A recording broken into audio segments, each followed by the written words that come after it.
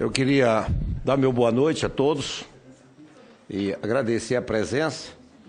E, havendo número regimental, declaro aberta a 7ª reunião da Comissão Parlamentar de Inquérito criada pelo requerimento número 115 de 2015, com a finalidade de, no prazo de 180 dias, investigar o assassinato de jovens no Brasil. Conforme convocação, a presente reunião destina-se à realização de audiência pública interativa com representantes da Secretaria de Direitos Humanos, Secretaria de Políticas de Promoções de Igualdade Social, Secretaria Nacional da Juventude e Conselho Nacional da Juventude, todos mencionados no plano de trabalho aprovado por esta comissão. Estão presentes os seguintes convidados: Cláudio Augusto Vieira, coordenador-geral do Sistema Nacional de Medidas Socioeducativas do Departamento de Política Técnica Temática, do Direito da Criança e do Adolescente, da Segurança Nacional de Promoção do Direito da Criança e Adolescente, e representante da Secretaria de Direitos Humanos da Presidência da República, Larissa Amorim Borges, diretora do Programa de Secretaria de Políticas de Ações Afirmativas, representante da Secretaria de Políticas de Promoção de Igualdade Social, e Valmir Júnior, coordenador do Grupo de Trabalho da Juventude Negra do Conselho Nacional da Juventude, representante da Secretaria Nacional da Juventude e do Conselho Nacional da Juventude. Peço ao secretário que imediatamente conduza até a mesa os nossos convidados. Essa audiência pública será realizada em caráter interativo, com a possibilidade de participação popular. Por isso, senador Lindbergh, as pessoas que tenham interesse em participar com comentários ou perguntas podem fazê-lo por meio do portal e-Cidadania no endereço www.leg.cidadania e do Alô Senado, através do número 0800 61 2211.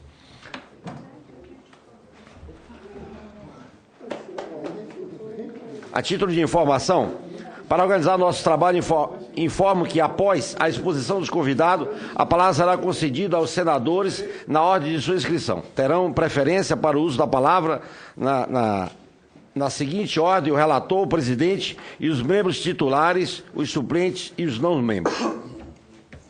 Nós vamos dar, inicialmente, aí o prazo de fala aí entre 10 a 15 minutos, para os nossos expositores, e tendo necessidades, nós iremos aí dar mais ampliação desse prazo. Portanto, vamos iniciar o nosso trabalho com a Cláudia, né? Com Cláudio Augusto Vieira. Mato homem, mas não troca o sexo. São os universitários aqui. Então, Cláudio. Okay.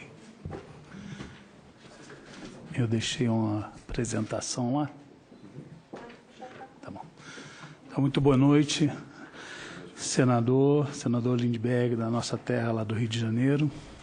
Agradecendo aqui em nome da Secretaria de Direitos Humanos esse convite para apresentar algumas questões que envolvem a aplicação do SINASE e o seu relacionamento com a questão do envolvimento de jovens como vítimas e também como participantes de atos violentos no Brasil. Então, eu estou trazendo aqui, principalmente, o resumo dos últimos dados que nós temos sobre o atendimento socioeducativo no nosso país, que remete ao ano de 2000.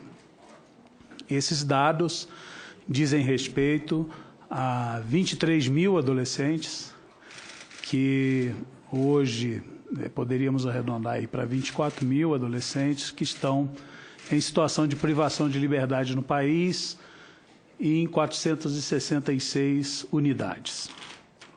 E, como todos nós sabemos, o SINASE ele foi criado por uma resolução do Conselho Nacional da Criança e Adolescente de 2006, e posteriormente instituído aqui pelo Congresso Nacional pela Lei 12.594, de 2012.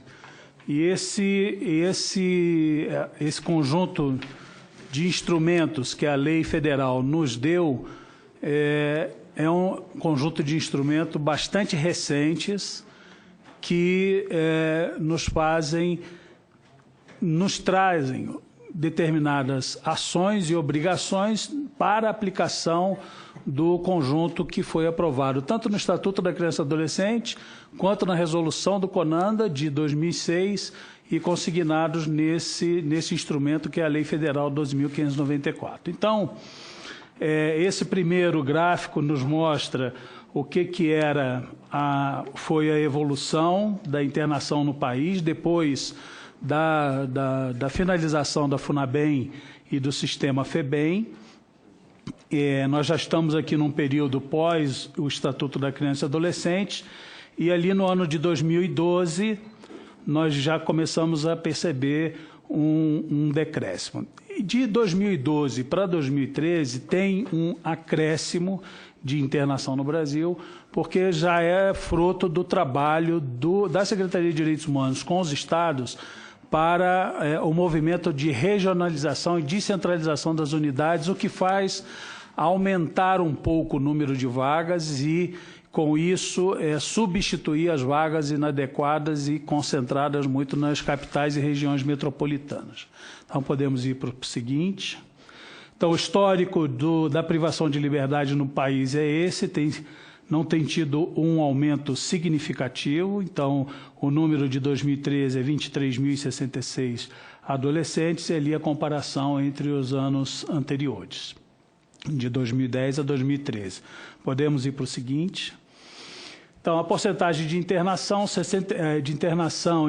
são as medidas restritivas de liberdade, que é internação provisória e semiliberdade. Sendo que internação provisória ela não é uma medida socioeducativa, são aqueles 45 dias que o adolescente fica provisoriamente retido para se ter ou não uma sentença com ele, o que está sendo utilizado equivocadamente nas últimas reportagens, de que há um número maior de adolescentes, mas porque em 45 dias o juiz tem que fazer a sua sentença, quando o adulto que pratica o mesmo ato que um adolescente não demora 45 dias para ter sua sentença. Então, comparar esses dois momentos, não tem como fazer essa comparação, porque o adolescente ele é muito mais rapidamente julgado e sentenciado ou não do que pela mesma prática que um adulto tem.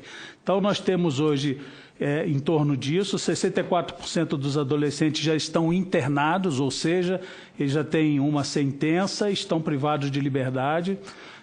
A semiliberdade é uma medida ainda muito pouco utilizada pelo sistema, então só tem 10%, e internação provisória 23%, e deve ser um dado que sobe em 2014, tendo em vista o movimento das sedes da Copa e da utilização do sistema socioeducativo para colocar os meninos e meninas que viviam nas ruas das cidades onde tinha a Copa, e isso inviabilizou vários sistemas, como, por exemplo, do Rio de Janeiro, que até o dia de hoje tem sua porta de entrada do sistema absolutamente superlotado, o que tem causado problemas gravíssimos de atendimento, inclusive com morte de adolescentes.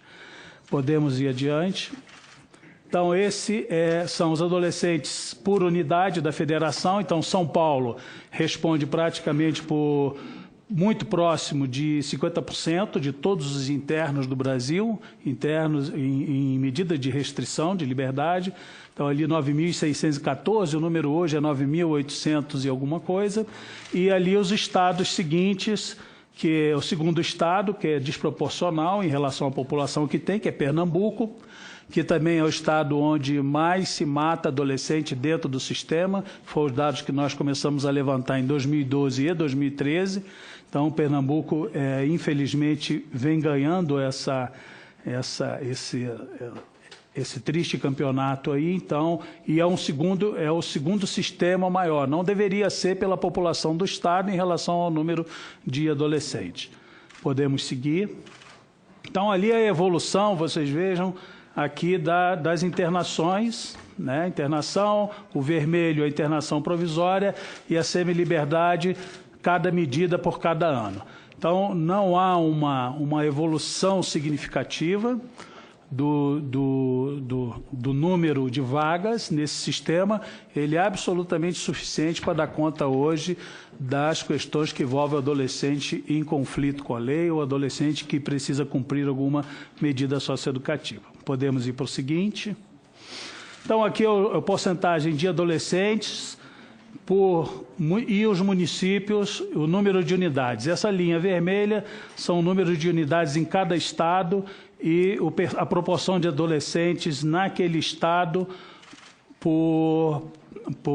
pela população total. Então, nós temos ali, pegar o exemplo mais visto ali, São Paulo, então, nós temos 150 unidades e 1,6 adolescentes internados e privados de liberdade. Então, o estado que aparece em maior número seria o Acre, na proporção, e o número de unidades do Acre são 7 unidades. De Roraima é o segundo, né? Isso. Roraima é o segundo, DF é o terceiro, Espírito Santo o quarto e São Paulo é o quinto. Então, na proporcionalidade, São Paulo não é o primeiro. Podemos ir adiante. Então, proporção de adolescentes em privação de liberdade na população de 12 a 18 anos. Então, Acre, Roraima, DF, Espírito Santo, São Paulo. Então, são os adolescentes no período de 12 a 18 anos. Nós, nesse gráfico aqui, nós separamos do tempo excepcional, que é 18 a 21, e deixamos no período de 12 a 18 anos. Então, aqui está a proporção em cada estado e repete o que nós estávamos na distribuição anterior. Podemos ir a seguir. Bom, número de municípios. Nós temos 466 unidades nos 208 maiores municípios do Brasil. Isso é muito significativo, por conta de que hoje o MDS também expandiu a sua atenção ao meio aberto, que são a prestação de serviço à comunidade e liberdade assistida, para 1.009 municípios. E esse esvaziamento desse sistema aí fechado depende em muito dessa expansão do meio aberto. Então, a realidade brasileira em 2013 era essa ali, ó, de São Paulo, 53 municípios, até Sergipe, Roraima, DF, Amapá, Amazonas, Piauí, que são essa grande maioria de estados que tem poucos municípios. Podemos ir adiante? Faltam quantos minutos?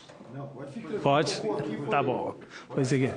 Bem, o perfil, que tipo de ato infracional é praticado no Brasil para que os adolescentes estejam cumprindo uma medida restritiva de liberdade? Então, em primeiro lugar é patrimônio, roubo, e isso repete em todos os anos que nós fizemos esse levantamento. Como é que é feito esse levantamento? Esse levantamento é feito uma fotografia que se tira do sistema no dia 30 de novembro, e aí todos os sistemas estaduais enviam para nós o que tem dentro do sistema dele, do ponto de vista do atendimento dos adolescentes. Então, o primeiro lugar, 42%, é roubo. O segundo lugar é tráfico. É o que mais prende adolescentes no Brasil hoje, né? E aí há já um distanciamento do tratamento em que é dado ao adulto, e homicídio 9,23, que é a média que fica em todos esses anos. Então, esses três motivos pelos quais os adolescentes cumprem uma medida socioeducativa, eles são motivos constantes em toda essa história recente do Brasil dos últimos 5 anos. Não há nenhum dado, em nenhum estado brasileiro que indique que o homicídio passou para primeiro lugar ou o homicídio está em segundo lugar. Em algum estado da federação que o homicídio esteja em segundo lugar, evidentemente que isso está associado a uma série de outras questões que acontecem na peculiaridade daquele estado, e não é só com a vida dos adolescentes. Então, uma série de outras questões que envolvem e que aí a prática e a vitimização dos adolescentes por homicídio é muito maior. Então, os atos infracionais no Brasil, do que nós temos notícia dos sistemas, primeiro roubo, e segundo tráfico, e terceiro ali homicídio, que nunca ultrapassou 10%, o máximo que chegou em um ano foi 11%, e sempre nessa faixa que está colocada. Se a gente seguisse a interpretação mais literal do Estatuto, quem devia estar nesse sistema era só aqueles que praticam atos contra a vida, como homicídio, latrocínio, né? Atos contra a dignidade sexual e não roubo, patrimônio ou tráfico. Podemos seguir. Então, essa é as linhas de cada um deles. Então, nós vemos ali a estabilização de todos eles ao longo dos anos, 2010, 2011, 2012, 2013, comparando homicídio, latrocínio, estupro e lesão corporal. Então, do que nós temos de números, não nos indica nenhum envolvimento, nenhuma justificativa de envolvimento maior de adolescentes com atos contra a vida. Podemos seguir. É um sistema masculino, a torno de 5% de meninas dentro desse sistema. É um número que nunca ultrapassou esse perfil. Podemos ir adiante. E por faixa etária. Então, nós temos entre 16 e 17 anos, 57%, que dá mais ou menos 13 mil adolescentes.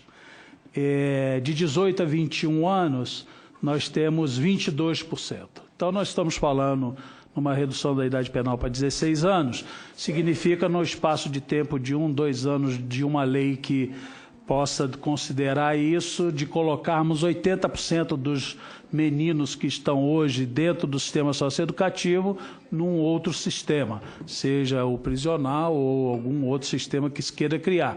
Então, 80% dos meninos e meninas que estão no sistema socioeducativo brasileiro têm de 16 anos em diante. Tá? E essas propostas da redução da responsabilidade penal, nós não temos nenhum lugar para colocar esses meninos hoje, que se eles saem do sistema socioeducativo, eles não podem mais ficar dentro do sistema socioeducativo. Eu acho que no sistema prisional não cabe muito mais pessoas dentro do sistema prisional brasileiro hoje. Então, nós teríamos, em números de 2013, e estaria por volta disso também hoje, um número aproximado de 18 mil adolescentes na faixa de 16 anos de idade para se colocar sobre um novo regime de atendimento. Podemos seguir. Então, a porcentagem de adolescentes e jovens por raça e cor, que foi a primeira vez que foi inquirido isso aos estados. Então, a partir das informações que os estados nos dão, você vê que tem um percentual alto de sem informação, e o que foi respondido, 57% preto e pardo e branca, 24,58%. No levantamento desse ano, nós vamos novamente fazer essa pergunta pela segunda vez, e aí acreditamos que essa resposta vai ter um percentual mais significativos de positividade em relação à distribuição desse quesito. Mas nunca tinha sido perguntado isso ao sistema socioeducativo brasileiro. Então, podemos seguir. E eles estão distribuídos mais ou menos assim, por região, né? Então, a faixa vermelha, preto e pardo, a faixa verde, branca. Então, mais ou menos, essa é a distribuição por cor e raça, por região no Brasil. Dos meninos que estão privados de liberdade. Podemos seguir. Bem, os óbitos que acontecem dentro do sistema, a maioria é registrado como conflito interpessoal.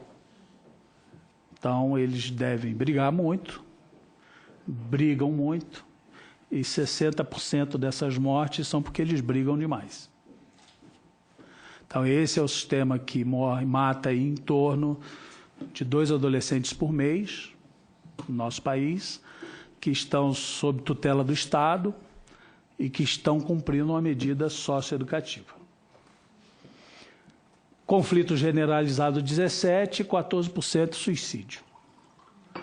Esses itens vêm, conforme vêm, nós os registramos. Nós só fazemos a sistematização e juntamos esses dados vêm por unidade, por cada uma das 466 unidades, e conforme eles vêm, nós só juntamos e colocamos aqui. Então, é uma média também de 2012 e de 2013, é uma média de morte de 2 a cada mês no nosso país. Tá? São mortos 2 a cada mês. Podemos seguir. Então, está aí outro gráfico, né? Conflito interpessoal, conflito generalizado, a comparação dos dois anos, 2012 e 2013. E isso está sendo permitido para nós termos conhecimento disso por conta da obrigação que a lei coloca dos sistemas estaduais estarem alimentando um banco de dados, e a gente está conseguindo fazer uma busca mais detalhada da situação desses jovens em cada uma das unidades brasileiras. Podemos ir adiante. Os óbitos nas unidades, como eu falei para vocês, esse ano novamente Pernambuco, 4, no ano anterior tinha sido 8, e Minas Gerais também morreram 4 adolescentes. Então, essa é uma fotografia da tragédia institucional, coercitiva, desrespeitadora dos direitos humanos que a gente convive dentro do sistema socioeducativo brasileiro. Podemos ir adiante. Então, porcentagem de óbitos por região, né? Então, ali Nordeste 31%, Sudeste 24%. Então, comparando um com o outro, então no Sudeste tem muito mais adolescente do que no Nordeste. Então, o Nordeste está desproporcional nessa atuação, porque lá tem alguns sistemas que funcionam de maneira muito ruim, destacadamente muito ruim. Podemos ir adiante. Então, porcentagem de unidades. As unidades de atendimento estão distribuídas assim: 47% no Nordeste, 15% no Sul, 18% no Nordeste, 47% no Sudeste e 12% no Norte, 8% aqui no Centro-Oeste. E nesse processo que eu já expliquei a vocês, de descentralização e de regionalização dessas unidades, para que possa atender um dos princípios da socioeducação, do Estatuto da Criança e Adolescente, que é atender esse jovem próximo da onde ele vive. Podemos seguir.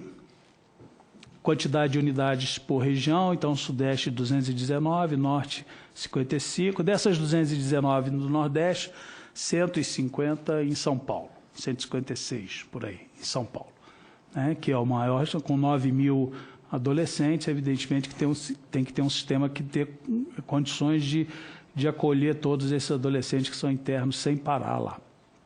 Podemos ir adiante. E aqui a quantidade de unidades por região. Então, ali, São Paulo 150, hoje um pouquinho mais já, Minas Gerais 32, Paraná 25, Rio de Janeiro 24, até Roraima com 1. Então, o sistema nacional está dividido dessa forma pelos nossos estados, e somando aí, nós vamos chegar a esse número de 466 unidades. Podemos ir adiante. Os recursos humanos, então, também foi pela primeira vez agora que nós solicitamos isso, e está dividido assim: 62% desse recurso humano masculino e 37% feminino. Por que isso? Porque os socioeducadores ou aqueles agentes que ainda trabalham nessas unidades, a sua grande maioria são do sexo masculino. Então, por isso, essa presença maior do sexo masculino. Podemos ir adiante. E as principais categorias que estão trabalhando, vocês vejam ali, socioeducadores, primeiro, 15 mil pessoas, na verdade, praticamente 16 mil. Socioeducador que se identifica como específico para a segurança, a segunda categoria. E depois todas aquelas categorias que temos: coordenação, assistente social, psicólogo, pedagogo, coordenador adjunto. Isso faz um número hoje de 31 mil pessoas trabalhando no sistema fechado do atendimento socioeducativo brasileiro. Tá? Podemos ir adiante. O número de matrículas. E aí nós ainda não conseguimos uma resposta satisfatória, porque ali, vocês vejam que em 2012, esse número nós trazemos do censo escolar. E ele traz o número de matrículas de 12 mil adolescentes no universo de 23 mil. Então, nós temos aí quase metade admitido não estar matriculado. Mas nós estamos fazendo uma pergunta um pouco mais detalhada, que a gente pergunta hoje para as unidades quantas horas por semana esses adolescentes que estão matriculados estudam, né? Ainda não ultrapassamos a média, vista assim empiricamente, sem fazer a soma final, de 3 a 5 horas por semana de estudo. Então, isso é bastante pouco para qualquer pessoa poder aprender alguma coisa numa fase em que eles estão. Mas não é um número ainda consolidado, então nós não estamos colocando isso no relatório, porque isso precisa de um estudo mais apurado. Podemos ir adiante? Acabou. Então, com essa fotografia, nós queremos trazer essa reflexão aqui, que do ponto de vista do atendimento socioeducativo, e a gente precisa bastante dividir a nossa tarefa aqui, porque na comissão especial houve uma certa confusão quanto a isso. Esses números aí dizem respeito quando o adolescente aplica-lhe ao adolescente, o único que aplica algum tipo de medida ou a internação provisória, que não é medida, é o juiz. Então, até ele passar por essa situação, nós não temos nenhum tipo de números em relação a isso. Então, não se sabe quanto que tem nas delegacias do Brasil ou que entraram e passaram pelo sistema de justiça e dali não foram encaminhados para uma internação provisória ou para uma internação, uma semiliberdade. Então, esses números aqui são de quando os adolescentes têm uma sentença, como eu disse para vocês, em 45 dias. 45 dias o juiz tem que definir a vida desse adolescente, ou que estão, nesse período do levantamento, numa internação provisória, aguardando uma sentença. Todos esses dados que são recolhidos sobre esse atendimento, e aqui nós estamos dizendo da política de atendimento aos adolescentes que estão em cumprimento de medida socioeducativa. Não tem nenhum dado que nos indique que esses adolescentes entraram nesse sistema por conta do agravamento das suas práticas ou dos seus atos. Como nós vimos ali, todos os anos se repetem esses números, roubo e tráfico. Então, esses jovens chegam nessas unidades, a enorme maioria deles, com ensino fundamental incompleto. Incompleto. São famílias destroçadas, né, pertencentes a núcleos familiares destroçados pelas vidas que têm, e se envolvem com essa epidemia que nós vivemos no nosso país, que é a epidemia da violência. Agora, se nós tivéssemos desse sistema algum item, algum dado que indicasse o aumento desse número, evidentemente que a gente não escamotear isso aqui de forma alguma em nenhum tipo de levantamento. Agora, eu não posso comparar isto aos boletins de ocorrência de uma delegacia de polícia, que ali está é uma suspeição do que aquela pessoa está envolvida. E eu estou falando isso porque as últimas reportagens têm pego números que não são comparáveis. Eu não posso comparar ocorrência policial, número de ocorrência policial, com sentença judicial. Sentença judicial de um adulto que é primário e que pratique um roubo pode demorar quanto tempo? 1 ano, 2 anos, dependendo do lugar que for, até mais. De um adolescente são 45 dias. Em 45 dias, por um roubo, ele pode ser privado de liberdade. E o que eu gostaria de lembrar para fechar também essa outra ideia que se construiu. O Brasil tem uma lei que mais precocemente responsabiliza os adolescentes. Então, a partir de 12 anos de idade, um adolescente pode ser preso, privado, nós falamos, privado de liberdade, usamos um termo para dar uma amenizada, mas, na verdade, é preso. A partir dos 12 anos de idade, nós responsabilizamos todos os adolescentes do nosso país. Então, não é rebaixar a responsabilidade penal. Eles já são responsáveis a partir dos 12 anos de idade. e eles podem ser privados de liberdade por um período de 3 anos. E o que é muito comum, cumpre um período de 3 anos e aí vem uma progressão. Progressão para onde? Para outra medida socioeducativa, em meio aberto. E aí ele pode ficar mais um tanto de tempo nessa medida. Então, são 3 mais esse período de meio aberto que se destinar a esse juiz. E se houver qualquer deslize nesse período, ele pode retornar novamente à privação de liberdade. Então, esse ciclo se inicia aos 12 anos e pode terminar somente aos 21 anos de idade, dependendo da vida dessa pessoa. Então, não são verdadeiras essas questões que estão sendo colocadas, nesse momento de debate que a gente, às vezes, não consegue ser muito claro quando nos manifestamos, mas esse sistema hoje, nós não precisamos e não necessitamos de mais vaga para privar ninguém de liberdade. Isso é caro. Isso é caro, manter gente presa é caro, manter gente presa, os adolescentes presos no Brasil hoje, não custa ali em torno de entre 9 e 10 mil reais por mês. Isso não é barato. Não é uma conta só de que eu boto meu filho não sei aonde, não é só isso, porque você é responsável pelo atendimento, por defesa técnica, por levar para a audiência. Aí você pega um sistema como o de São Paulo, multiplica isso por 10 mil, 50 juízes. 45 dias você tem que fazer a avaliação e levar 2, 3... Então, tudo isso está sob a responsabilidade desse sistema de atendimento. Se você rebaixar a responsabilidade penal, você vai levar isso para onde? Vai levar para o sistema prisional? Se você levar para o sistema prisional, fica no padrão que nós temos hoje. Se você criar um outro sistema, você vai ter que criar um outro sistema com um regramento para esse sistema que pega essa faixa específica que não estaria vinculado ao sistema prisional adulto. Então, vou terminar aqui agradecendo mais essa oportunidade de poder esclarecer. Isso tudo nós temos feito com parceria com os estados e com os recursos da Secretaria de Direitos Humanos, que, na verdade, nós estamos no 2º orçamento, porque a lei foi aprovada em janeiro de 2012.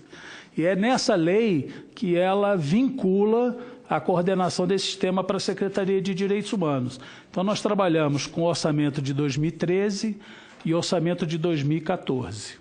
E agora que nós vamos começar a trabalhar com o orçamento de 2015. Então, somente com esses 2 orçamentos é que a gente conseguiu dar um rumo mais efetivo para a reorganização desse atendimento, que ainda é marcado por muitas questões que envolveram toda a história da infância abandonada no Brasil, como, por exemplo, cerceamento de defesa, tortura, maus tratos e lugares absolutamente inadequados para a gente deixar lá nossos animais de estimação, e estão lá esse número de jovens que a gente viu. Muito obrigado.